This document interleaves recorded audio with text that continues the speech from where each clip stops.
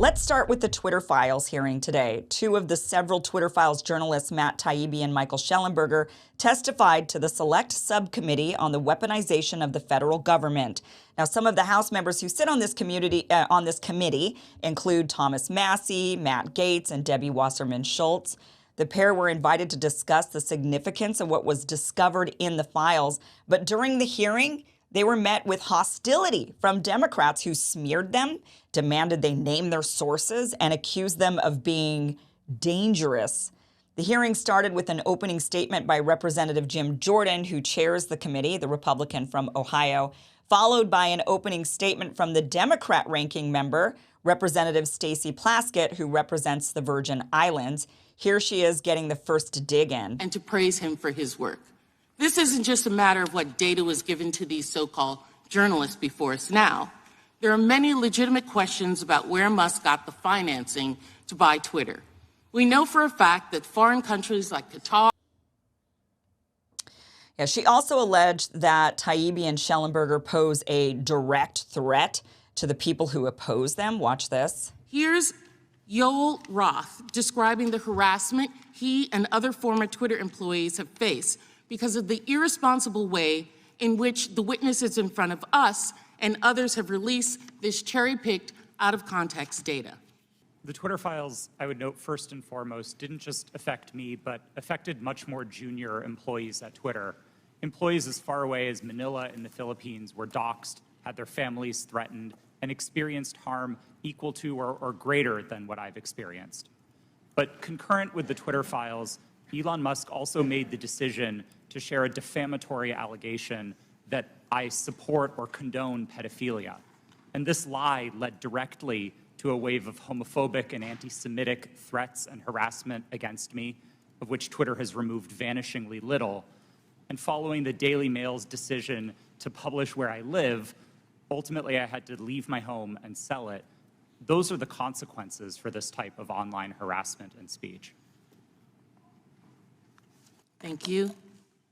Mr. Chairman, I'm not exaggerating when I say that you have called before you two witnesses who pose a direct threat to people who oppose them.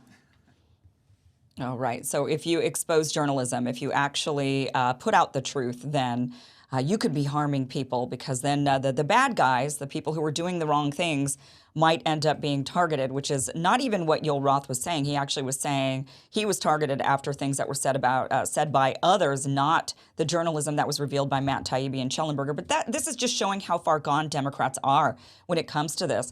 Now, after her digs, Taibbi and Shellenberger were then able to get a word in. Here's Matt defending himself against the smear of being a so-called journalist. My name is Matt Taibbi. I've been a reporter for 30 years and a staunch advocate of the First Amendment. Much of that time was spent at Rolling Stone magazine. Ranking Member Plaskett, I'm not a so-called journalist. I've won the National Magazine Award, the I.F. Stone Award for Independent Journalism, and I've written 10 books, including 4 New York Times bestsellers. I'm now the editor of the online magazine Racket on the independent platform Substack. As she's not even paying attention to him. She doesn't want to hear it. Representative James Johnson, a Republican from Louisiana, then went over the seriousness of what the Twitter Files exposed by saying, quote, the federal government used Twitter to censor American speech. If the alarm bells aren't going off, you're not paying attention. All these Democrats are clearly not paying attention. They do not care that Americans were censored. He then went on to ask Matt how serious this reporting is out of all the reporting he's ever done. Let me start with Mr. Taibbi. You have a long, award-winning journalist career. You just highlighted here decades of experience reporting on some of the most complex and important issues of our time. Where do you rate your reporting on the Twitter Files among your whole body of work throughout your career? How serious is this? Well, first of all, Mr. Congressman, thank you for the question. I would say, I spent 10 years covering the aftermath of the 2008 financial crisis. That was obviously a very serious issue, but this Twitter file story and what we're looking at now and what we're investigating now, I don't think there's any comparison. This is by far the most serious thing that I've ever looked at, and it's certainly the most grave story that I've ever worked on personally. That's a powerful statement for Matt Taibbi, who's had an entire career of journalism, to say this is the most important one he's ever worked on. This is the most serious one he's ever worked on. That just goes to show the seriousness of this. The federal government worked in tandem with Twitter, or used Twitter as their personal vehicle to censor Americans, a country that prides itself on free speech. Debbie Wasserman Schultz, now I know she's all of your favorites, so you're just going to love this clip because you just... You know, Debbie, she never does any wrong, right? Well, she got her crack at the pair. This is her questioning Matt Taibbi. If you can tolerate it, here it is. Mr. Taibi, I want to ask about journalistic ethics and information sources. The Society of Professional Journalists Code of Ethics asserts that journalists should avoid political activities that can compromise integrity or credibility. Being a Republican witness today certainly casts a cloud over your objectivity. But a deeper concern that I have relates to the ethics of how journalists receive and present certain information.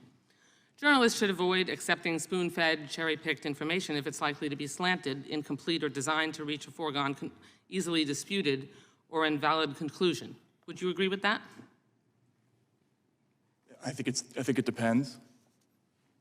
Really? You wouldn't agree that a journalist should avoid spoon-fed, cherry-picked information if it's likely to be slanted, incomplete, or designed to reach a foregone, easily disputed, or invalid conclusion? Congresswoman, I've done probably a dozen stories involving whistleblowers. Every reported story that I've ever done across 3 decades involves sources who have motives. Every time you do a story, you're making a balancing test between the public interest. Reclaiming my time. Thank you very much. Okay. I ask you this because before you became Elon Musk's hand-picked journalist, and pardon the oxymoron, you stated this on Joe Rogan's podcast about being spoon-fed information, and I quote, "I think that's true of any kind of journalism," and you'll see it behind me here. "I think that's true of any kind of journalism. Once you start getting handed things, then you've lost. They have you at that point, and you got to get out of that habit. You just can't cross that line." Do you still believe what you told Mr. Rogan? Yes or no? Yes or no? Yes. Good.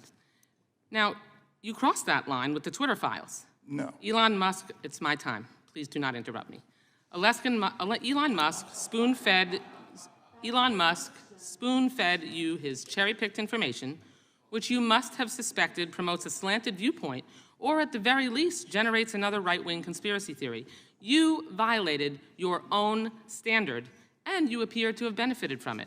Before the release of the emails in August of last year, you had 661,000 Twitter followers. After the Twitter files, your followers doubled, and now it's 3 times what it was last August. I imagine your Substack readership, which is a subscription, increased significantly because of the work that you did for Elon Musk. Now, I'm not asking you to put a dollar figure on it, but it's quite obvious that you've profited from the Twitter files. You hit the jackpot on that Vegas slot machine to which you referred. That's true, isn't it? I've also reinvested. You've made some, no. Is it true that you have profited since you were the recipient of the Twitter files? You've made money. Yes or no? I think it's probably a wash, honestly. Nope, you have made money that you did not have before, correct?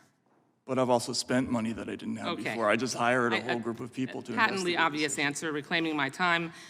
No. Debbie Wasserman Schultz. No.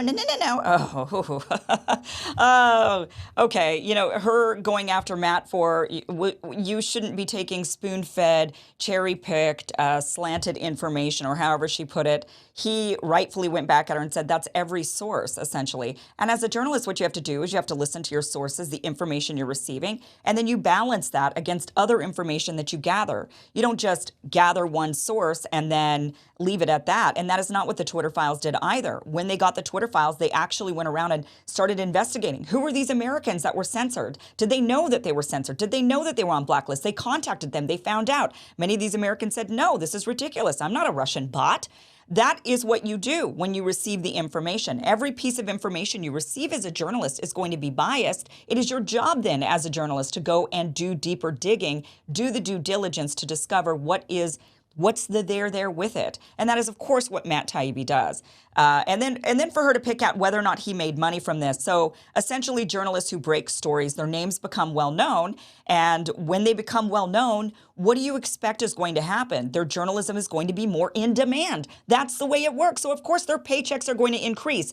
And in a situation like Matt Taibbi, who is an independent journalist, his subscribers are going to increase. That's just the way it's always been. Debbie Wasserman Schultz, I would love to know, how much money does she make now? How much money has she been taking? Have her donations increased as her name has become more public?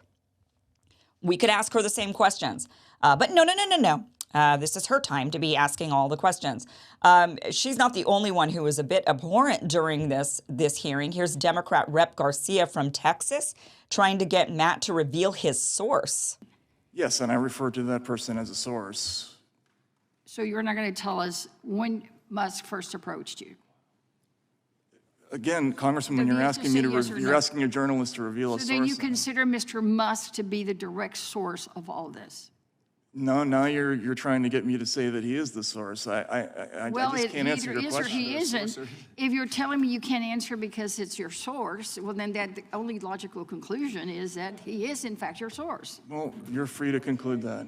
Well, sir, I just don't understand. You can't have it both ways, but let's move on because no, he can. He's a journalist. No, he can't, because either Musk is the source and he can't talk about it, or Musk is not the source. And if Musk is not the source, then he can discuss No one his has conversations yielded. The with gentlelady's source. out of order. You don't get to speak. And she's out of The order gentlelady is because not he's recognized. The interrupted. gentlelady is not Mr. Chairman, recognized. You're not recognizing my my time. He has not said that. I don't. What he has said is he's not going to Chairman, reveal his source, and the I fact did that not yield Democrats my are time pressuring to him the to do chairman so or is the such a We're not. violation We're of the asking First him Amendment. about his Can I have my conversations time with back? Musk. The gentlelady has not yielded you time. You don't I get have to not just talk yielded over time her. to anybody. I want to reclaim my time, and I would ask the chairman to give me back some of the time because of the interruption.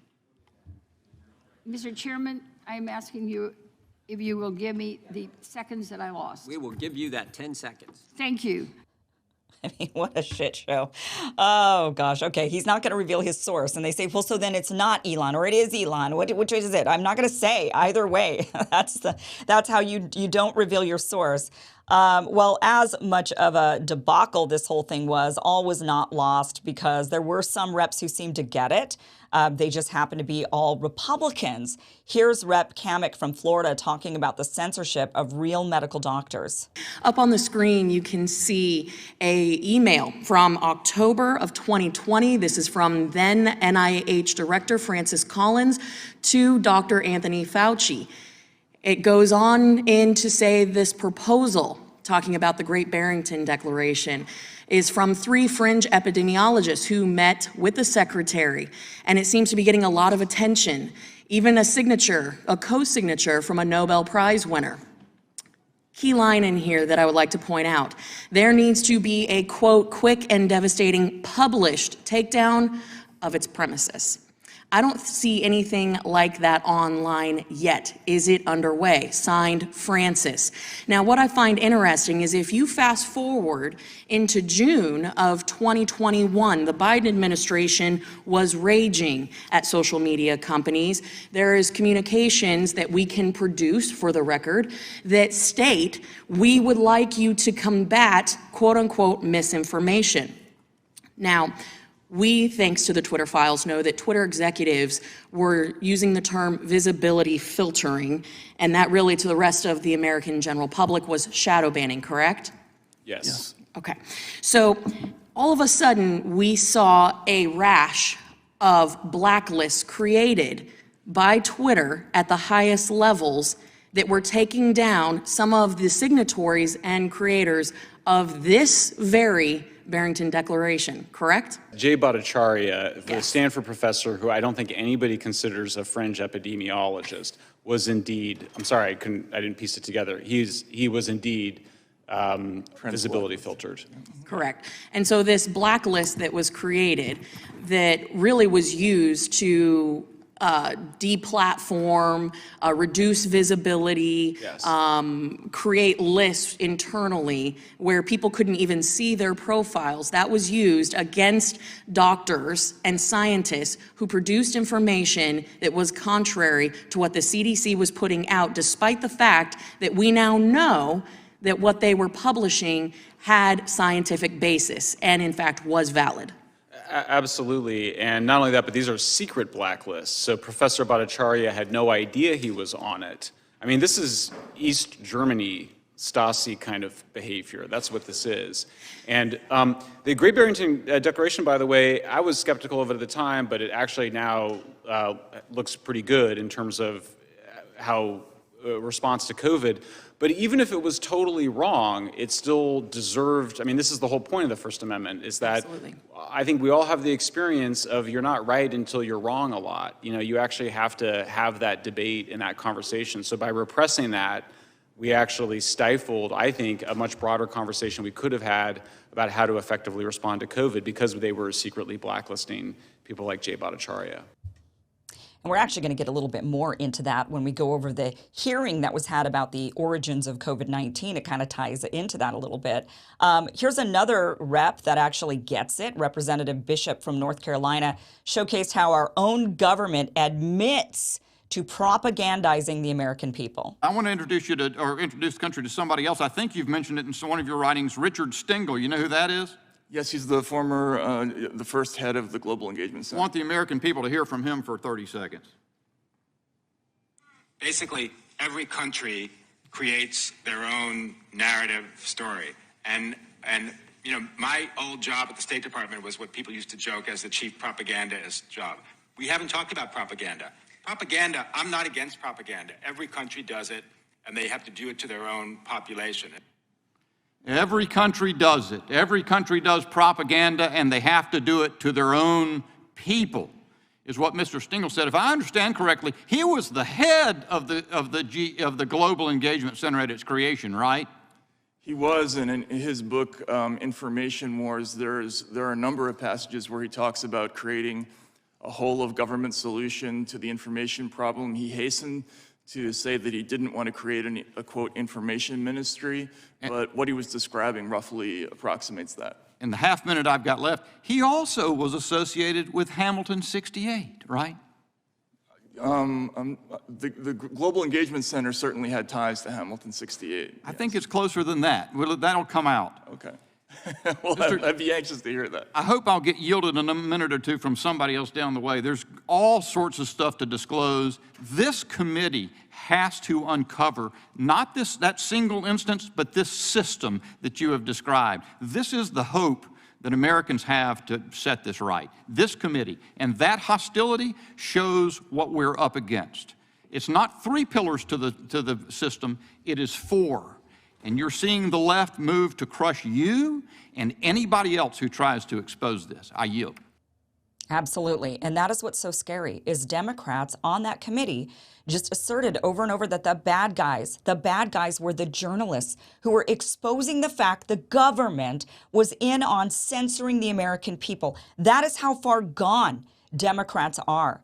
They are no longer the liberals from the ACLU, like Matt Taibi said. I am a classic ACLU liberal, ones that don't exist anymore. Instead, they are advocating for, they are championing the censorship of the American people, and they are demonizing the journalists who expose that. And we've seen that with Democrats since Edward Snowden, Julian Assange. We're seeing them over and over say journalists are the bad guys. They are targeting, they're the bad people that we have to watch out for. It's the journalists' fault. And the right does it as well. Don't get me wrong. It happens on both sides of the aisle. It's just that in today's society, for whatever world we're living in, Republicans are the ones mostly defending the right for journalists to exist. Schellenberger wraps it up nicely, so we're going to give him the last word on what exactly recaps why the Twitter files were so important to the American people. And I would like to echo what Matt just said. I've never worked on an issue where so frequently while doing it, I just had chills go up my spine because of what I was seeing happening. I never thought in my own country that freedom of speech would be threatened in this way. And it's just frightening when you get into it. The most recent Our most recent discoveries, I mean, I think you understand the process, is that we first raised a bunch of concerns around the way Twitter pre-Elon Musk was censoring people and creating blacklists. Very quickly, we discovered that we had FBI agents basically, and other government officials, demanding that Twitter take certain actions. We now know that the Department of Homeland Services, which has had, what's that? Security, sorry, Department of Homeland Security, had tried to create a disinformation board. That went away after public backlash, but we now realize that they have this other enterprise, and they've been building out basically mechanisms to proliferate a censorship industrial complex around the country to censor on a whole range of issues. And so you've seen this censorship industry go from, well, we're just fighting ISIS, to, well, we're just fighting Russian disinformation bots, to, well, now we need to fight domestic misinformation, which is just saying we need to fight against people who are saying things we disagree with online. That's all that means. And I mean, it's not a slippery slope. It's an immediate leap into a terrifying mechanism that we only see in totalitarian societies of attempting to gain control over what the social media platforms are allowing. And so, yeah, for me, it starts at DHS, but we basically see almost every government agency involved in this. It's frightening. I'm out of time. I yield back. Yeah, this isn't just about a private company behaving how the private company wants to behave. It isn't about Twitter saying, well, we have a certain terms of service and we want our users to adhere to those terms. This is about the government going in and censoring, the government going in and pressuring these social media companies to behave in the way the government has sanctioned. They want state-sanctioned narratives only online. And that is what this is about. We are no longer living in a society of free speech when the government is looking at our every single interaction and deciding who can and who cannot speak. That is what's going on. And that is why the Twitter files are so important. And shame on all those Democrats in that meeting. Shame on all the Democrats who are watching those meetings and agreeing with the Debbie Wasserman Schultz. Shame on all of them for deteriorating one of the most valued rights we have as Americans, our freedom of speech.